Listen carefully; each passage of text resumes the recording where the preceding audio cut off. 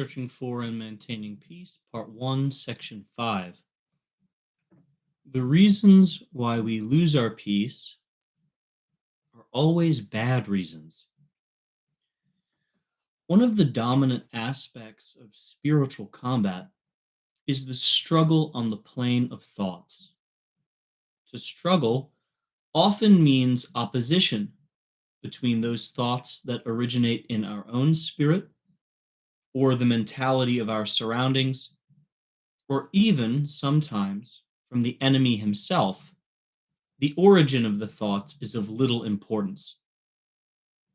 And these thoughts cause us disquietude, fear, discouragement, and, on the other hand, those thoughts that could comfort us and reestablish our peace. In view of this combat, happy is the man who has filled his quiver. Psalm 127. With arrows of good thoughts, that is to say, with solid convictions based on faith that nourish one's intelligence and fortify one's heart in times of trial.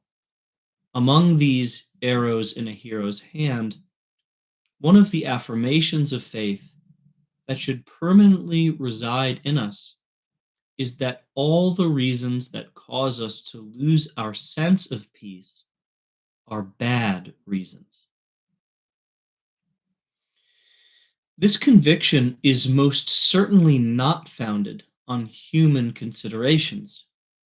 It can only be a certitude of faith founded on the Word of God. It does not reside in the reasoning of the world, as Jesus clearly told us, "Peace I leave with you, my own peace I give to you. A peace the world cannot give. This is my gift to you. Let not your hearts be troubled or afraid." John 14:27.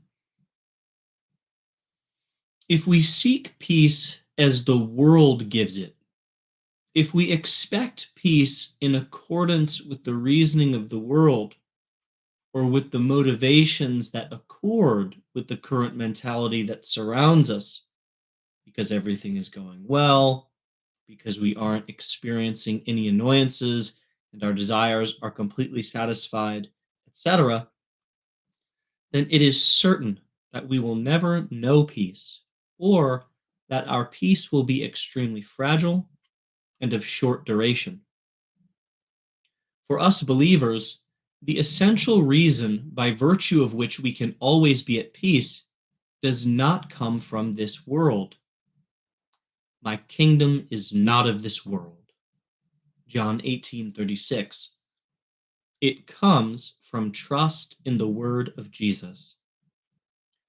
When the Lord affirms that he gives us peace, that he gives us his peace, these words are divine words, words which have the same creative force as the words that brought the sky and the earth from the void.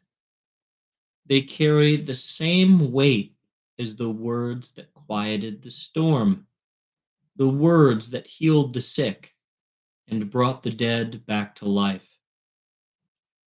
Since Jesus tells us, even twice, that he gives us his peace, we believe that this peace is never taken away. God's gifts and his calling are irrevocable. Romans 11:29.